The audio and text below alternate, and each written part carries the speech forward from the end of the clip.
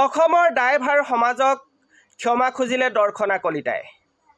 যিদৰে কোনো এজন ব্যক্তিয়ে কোনো এটা ঘটনা কৰোঁ বুলি নকৰে, ঠিক তেনেকৈ ড্ৰাইভাৰজনেও সেই এক্সিডেণ্টটো কৰোঁ বুলি কৰা নাছিল। আৰু দৰ্শনা কলিতাইও সেই ড্ৰাইভাৰজনক বুকুত ধৰোঁ বুলি ধৰা নাছিল। যিহেতু বিশেষভাৱে ছোৱালীজনীৰ যিহেতু গাড়ীখন নষ্ট হৈ গৈছিল, নিজৰ প্ৰাণৰ কথা আহি পৰিছিল, সেই গতিকে মানসিকভাৱে কিছু দুৰ্বল হৈ সেই ব্যক্তিজনক কিজানি ওচৰৰ পৰা পলাই দিব, সেই বুলিহে বুকুত ধৰি ৰাখিছিল ড্ৰাইভাৰজনক। আৰু ছোৱালীজনীৰ দেউতাকেনো আজি কি ক'লে, লগতে ছোৱালীজনীয়ে ক্ষমা খোজোঁতে কি ক'লে, সম্পূৰ্ণ বিৱৰণ লৈ আহিছোঁ আপোনালোকৰ ওচৰত। আৰু এই প্ৰতিবেদনটো আপোনালোকে সম্পূৰ্ণ শেষলৈকে চাব, তেতিয়া সম্পূৰ্ণ কাহিনীটো বুজি পাব। লগতে আপোনাক ক'ব খুজিছোঁ, আপুনি যদি নতুনকৈ আহিছে তেনেহ'লে প্লিজ চেনেলটো ছাবস্ক্ৰাইব কৰি দিব আৰু প্ৰতিবেদনসমূহ ভাল পালে লাইক কমেণ্ট শ্বেয়াৰ কৰিবলৈ নাপাহৰিব। তেনেহ'লে আহক পলম নকৰোঁ, প্ৰতিবেদনটোৰ মাজলৈ যাওঁ।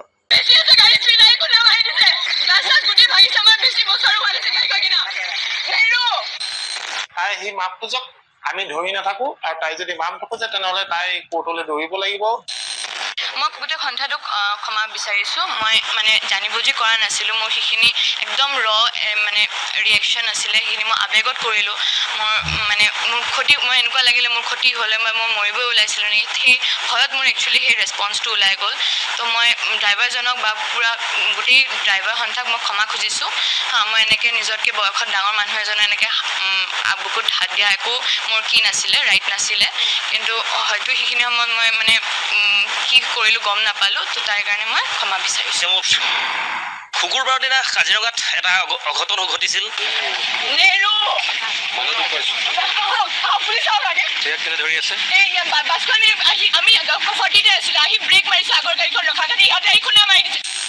এগৰাকী যুৱতীৰ এটা দৃশ্য বিশেষভাৱে ভাইৰেল হৈ পৰিছিল।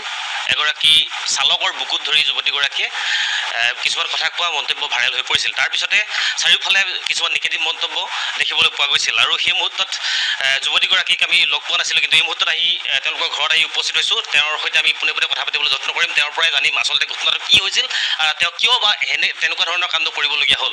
প্ৰথমে তোমাৰ পৰিচয়টো অকণমান জানিবলৈ চেষ্টা কৰিম। মোৰ নাম দৰ্শনা কলিতা। মই গ্ৰেজুৱেশ্যন এইবছৰ কমপ্লিট হ'ব, মানে মই 5th চেম, এইটো লাষ্ট ইয়েৰ মোৰ। তো মানে আমি ফুৰিব গৈছিলোঁ। আমি ফ্ৰাইডে কিহত গৈছোঁ, শিৱসাগৰ গৈছিলোঁ, মোৰ মা দেউতা এনেকৈ মাহীহঁত। তো আমি ছানডে ৰাতিপুৱাই আমি ঘূৰি আহি আছিলোঁ। তো 11টামান বজাত আমি কাজিৰঙা পালোঁ। কাজিৰঙাৰ স্পীড লিমিটটো 40 হয় ন, তো আমি এনেকৈ 40তে গৈ আছিলোঁ।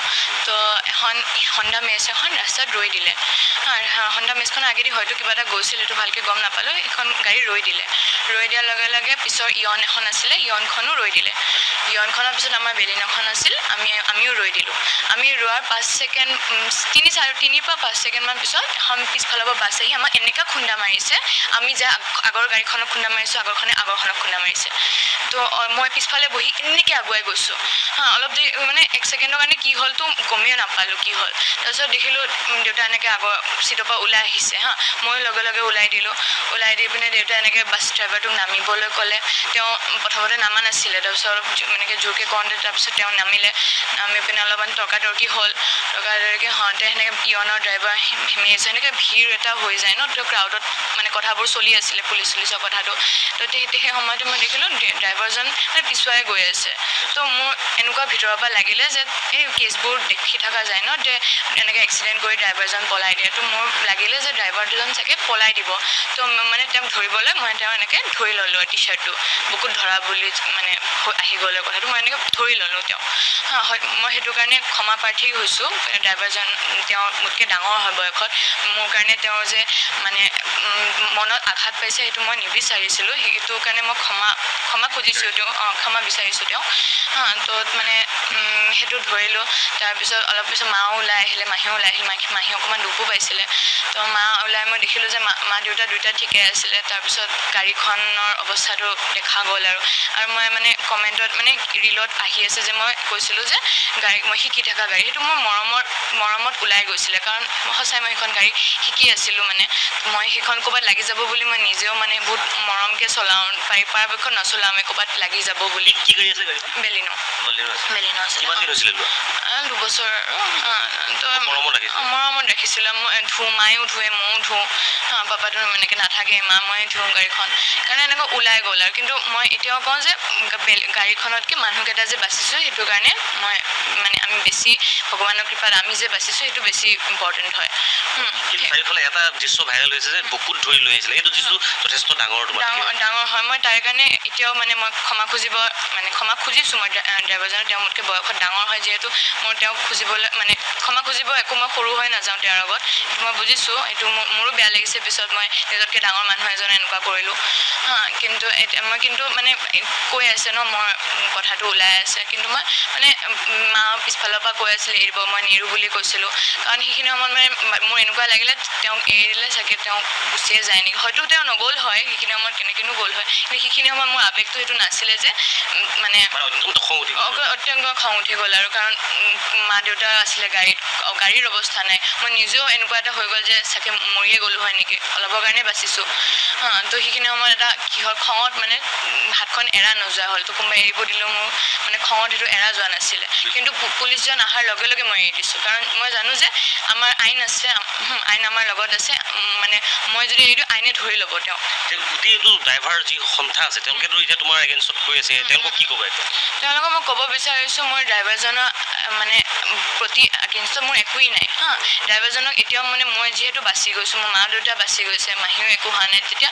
মই ড্ৰাইভাৰজনক ক্ষমা খুজিবলৈ মোৰ অলপো মানে লাষ্ট লগাব লগা কথা নহয় তেওঁ মোতকৈ বয়সত ডাঙৰ সেইটোলৈ একো নাই তো ইমান মানে মোৰ এগেইনষ্টত ইমান কথা মানে মই বিচৰা নাই মই এজনী সৰু ছোৱালী মোৰ বয়স 20 বছৰ তো কেনেকৈ সেইখিনি চিটুৱেশ্যন হেণ্ডেল কৰিব লাগে সেইখিনি এতিয়ালৈ মোৰ জ্ঞান হোৱা নাই মই প্ৰথম সেনেকুৱা চিটুৱেশ্যন এটা ফেচ কৰিছোঁ তো সেইখিনি সেনেকুৱা চিটুৱেশ্যনত কেনেকৈ আৱেগত মই মানে ফেচ কৰিব লাগে সেইখিনি মোৰ অহা নাছিলে আৰু যেনেকুৱা ৰেছপন্স পটককৈ ওলাই গ'ল সেইখিনি একদম আছিলে আৰু মই কেমেৰা ফেচ কৰা অৱস্থাত নাছিলোঁ কেনেকৈ বস্তুটো মানে ভাইৰেল হৈ গ'ল মই পটককৈ বুজি নাপালোঁ আৰু এইখিনি মই সৰু ছোৱালী বুলি মোক এনেকুৱা মানে মেণ্টেল হেৰাছমেণ্ট টাইপ হৈ গ'ল মোৰ কাৰণে ইমান ভাইৰেল হোৱা বস্তুটো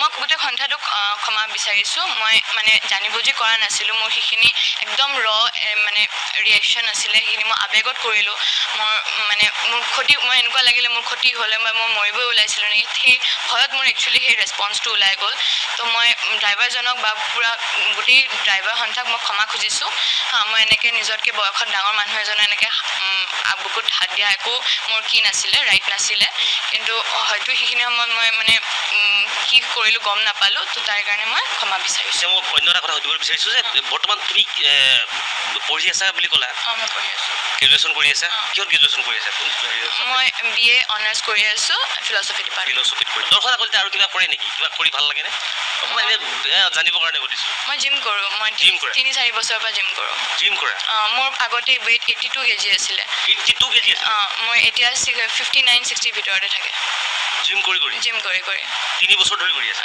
4 বছৰ ধৰি কৰি এতিয়া জিম শিকাব পৰা হৈ গৈছে নেকি সেইটো প্ৰফেচনেল নহয় আৰু মই নিজৰ কাৰণেই কৰোঁ আৰু সেইটো নিজৰ কাৰণে 82 পৰা এতিয়া কিমান হ'লগৈ এতিয়া 59-60 বাহ বঢ়িয়া আৰু তাৰ বাহিৰে আৰু কিবা কৰি ভাল লাগে মই আৰ্টত ভাল হয় এনে মই কমপ্লিট কৰিছোঁ ডিপ্ল'মা গোটেই আপোনাৰ 8 বছৰৰ কোৰ্চ কমপ্লিট কৰি থৈছোঁ 8 বছৰ কোৰ্চ মানে আৰ্টত কিবা প্ৰদৰ্শনী কৰবাত কৈছে নাই সেইটো অকল মোৰ ইণ্টাৰেষ্ট আছে কাৰণে আৰু মানে আৰ্ট আৰু জিম কৰি বেছি ভাল লাগে বাৰু যিয়ে ধৰক তোমাৰ আমি সেই আকৌ ল'ম দেউতাকৰ ওচৰলৈ আহিছোঁ অকণমান আপোনাৰ পৰা দুআষাৰ জানিবলৈ চেষ্টা কৰিম যিদিনা ঘটনাটো হ'ল ঘটনাটোক লৈ ইতিমধ্যে তাই গোটেইখিনি কথা কৈছে আপোনাৰ পৰা অকণমান জানিবলৈ চেষ্টা কৰিম সিদিনা আপুনি গাড়ীখন চলাই আছিল মই গাড়ী চলাইছিলোঁ গাড়ীখন চলোৱাৰ পিছত আপুনি ঘটনাটো হঠাৎ হোৱাৰ পিছৰখিনি অকণমান কেনেকৈ ঘটনাটো ঘটিলটো গমেই নাপালোঁ তাৰপিছত ড্ৰাইভাৰটোক যেতিয়া মাতি আনিলোঁ ড্ৰাইভাৰটোক সুধিলোঁ মই যে তোৰোতো বাচ্ছা আছে তই বাচ্ছা লৈ আহিছ গাড়ীত তই ইমান স্পীডত কিয় আহিলি কি কয় দাদা অলপ স্পীড আছিল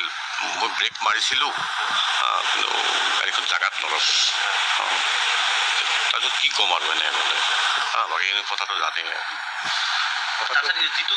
যিটো ভাইৰেল হৈ আছে এই আপোনাৰ ছোৱালীজনী মানে বুকুত ধৰি লৈ অহা সেই বস্তুটোৱে অকণমান বিৰূপ প্ৰভাৱ পেলাইছে মানসিকভাৱে যথেষ্ট অশান্তি দিছে মোক আচ্ছা ঘটনা হৈছে কি ড্ৰাইভাৰটো বুকুত ধৰাটো ভুল হৈছে এইটো ময়ো স্বীকাৰ কৰোঁ কিন্তু সেইখিনি সময়ত এনেকুৱা লাগিছিল আমি চববিলাকে পুলিচৰ কথা আলোচনা কৰি থাকোঁতে তাক অলপ বেক হৈ যোৱা দেখিছিলোঁ আচলতে এইটো কথা সিটো হয়তো পলাব বিচৰা নাছিলে কিন্তু আমি আমাৰ থুপটোৰ ভিতৰত কথা পাতি থকা থুপটোৰ ভিতৰত সি নাছিলে সি বেক হৈ গৈছিল তেতিয়া হয়তো মোৰ ছোৱালী ভাবিলে যে ই পলাব জেনেৰেলি দেখা যায় এইটো হয়েই জেনেৰেলি কিন্তু তাক কোনো এটা থাপ্পৰো মাৰা নাই